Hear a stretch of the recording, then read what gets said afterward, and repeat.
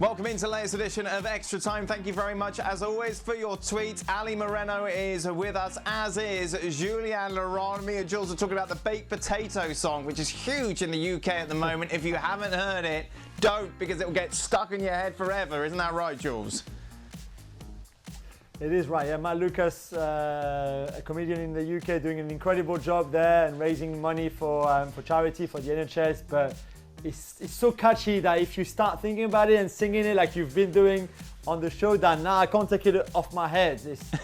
Yeah. Thank you, baked potato. It's awesome. Download it. Money goes to charity. It's fantastic. Right. Anyway, what's happening? No, do it. Right. Let's start, shall we?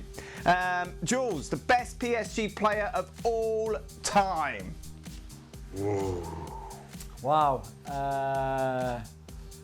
Oh, that's a good one. There's obviously, in recent era, since the Qatari took over, there's a few options. Zlatan Ibrahimovic, of course.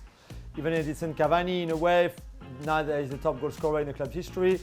I would still go for George Weah, because the years that he had at the club, some of the goals that he scored, and also that's when I was going to the stadium a lot and seeing him when I was growing up. He had such a big influence, and then what he went on to achieve as an African man, also as a player in other clubs and you know, other leagues as well. I think I probably would go for George Weah, but that's really tight with a lot of other players at the club. Ali Moreno, hello. How are you? Hello, Dan. I'm doing well. By yourself? Very well, thank you.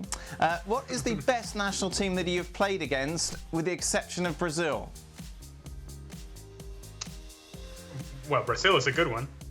Exception of Brazil, of course, Argentina would be the next one, certainly in South America. But I would say overall, Spain. We played Spain in preparation for Copa America 2011, and it was just impressive in how they could keep the ball. And as much as we ran around and it felt like we were on top of them and it felt like we were putting pressure on them, there was no pressure.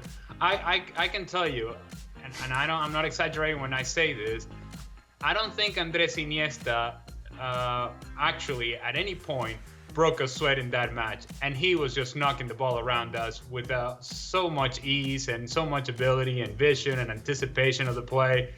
And for as much as we like to have played that game in a place that was really hot in Venezuela, and apparently we were going to pressure Spain and squeeze the life out of them, yeah, that lasted about, I would say about 5 minutes, and then they kept the ball the rest of the game. Jules, what league do you think would dominate the Champions League this decade, seeing the Spanish teams dominated it last decade? France? I would love to say France. It would be really biased and not really objective. I think the Germans are really coming through with very strong other generation for some of them, but also some project. Bayern Munich will always be contenders anyway. But then, if you look at what they're doing at RB Leipzig, for example, what they're doing at Borussia Dortmund, even what they're putting together at Bayer Leverkusen, even if they will lose Kai Havertz eventually at some point, maybe even this summer. But I like what all those clubs are doing. If you think that maybe at some point Schalke or Hamburg will go back to be the powerhouse that they used to be, I think German football could have something very interesting for those 10 years to come. What do you think, Ali? You know, what's interesting is that the question is very appropriate to the times that we're in when you consider the struggles that we have currently with Barcelona and Real Madrid, and what those struggles may be post-Messi era, in particular for Barcelona. And so if the Spanish league is not going to be the one, simply because there's got to be a little bit of a dip in terms of their form, specifically Real Madrid and certainly Barcelona, then where is it going to come from? And so then you have to look at resources. And if you look at resources, there isn't any other league more powerful in terms of the money available than the Premier League. So as much as it pains me to say, they seem to have a more straight path and direct path to dominating Champions League for years to come, rather than some of the other leagues that we have seen in the past, especially Spain, because I do think that Barcelona and Real Madrid may be in trouble for a little while. Jules, Shevchenko or David Villa in their prime? Shevchenko for me. I mean, I love David Villa and the way and the Pep at Barcelona, he sort of reinvented himself and playing in a different position and still was very effective. I don't think you can compare with what Shevchenko has achieved. And okay, his move to Chelsea was a tough one, and that didn't really work out and became a nightmare more than a dream. But what he did at Dynamo Kiev first, those seasons with Rebrov up front, they were unplayable at times. And then moving to Italy and having the record that he had for Milan and the goals that he scored, and in a team that maybe at times was not as good as it could have been, but yet all the things that he won, I just think Sheva for me every day. Ali?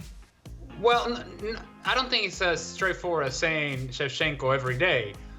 I'm going to say that David Villa becomes an underappreciated player given what his reality at Barcelona was and what his reality at Spain was, where people were looking at every other player out on the field and perhaps not paying attention to the fact that David Villa continued to score goals both for club and country. And so I do think that there is something to be said about David Villa's flexibility, about he had an innate ability to not only score goals, but to find a place out on the field. So with all the superstars that were around him, he was still a very impactful player. Although the attention was going in all sorts of different directions, David Villa was still more than a key contributor. He was an impactful player for teams that were considered to be the best of their time.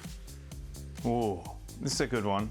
Who had a more disappointing career, Balotelli or Pato? I'm going to start with you, Ali. I mean, there is no question, no doubt, 100% Alexandre Pato. He was supposed to be the next thing. And I mean, he was it. He was the guy. And for a guy who achieved as little as he did over the course of his career, I can tell you this much. That guy has been on the end of some beautifully put transfers and contracts that have made him money after money after money. But there is no doubt in my mind that it's Pato. I don't think we can call his career a complete career, whereas Balotelli's, he's had a career. Now, it's gone in all sorts of different ways, but there is something of a trajectory in his career, whereas Alexandre Pato, I don't think he never took off. Jules, would you rather take a one-week road trip with Craig Burley or Stephen Nicol? Oh, that's a tough one. So Steve Nicol, we would debate about throwing coaches and can you actually score from throw-ins and shepherd's pie. And Craig, we spend the week moaning that it's too hot in the car, the music is not good enough, he hasn't played golf for more than 24 hours. I would go for Craig, but it's a tough one. Oh, wow. Wow. Well, clearly Julien doesn't get the pleasure and the opportunity to work with Craig on a daily basis in studio and enjoying the goodness that is Craig Burley. It has to be Steve. The only problem is... Okay, I come back on my choice. I go Stevie. No, but you see, there is a problem with Stevie, isn't there, Ali? Because obviously you're going to say Stevie as well. The problem that you would have with Stevie on a road trip is the odour issues. Yes, it is tight quarters, it is tight confines, and but you got to live with that. That's something that you can address. You can bring down the windows. With Craig Burley, what are you going to bring down the windows to throw him out the car? No, you can't. So I'm taking Stevie. Wow, that is going to be one smelly car still. Thank you very much, gents. Some more of this nonsense tomorrow, of course. Be sure to join us.